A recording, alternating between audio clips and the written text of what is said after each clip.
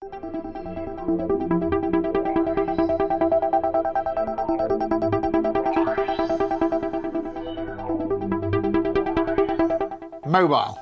The mobility will transform not only you and me, how we use the technology, but it will transform industries, and finally, it will transform our whole society.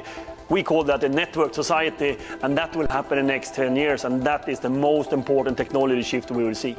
I think in 10 years' time, the way we treat diseases will radically change.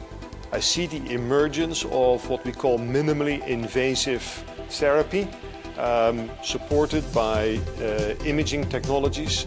If you look around the world right now, the mobile device in some cases, in fact, in the Asian cases in Latin America as examples, the mobile device is really the entryway into the middle class.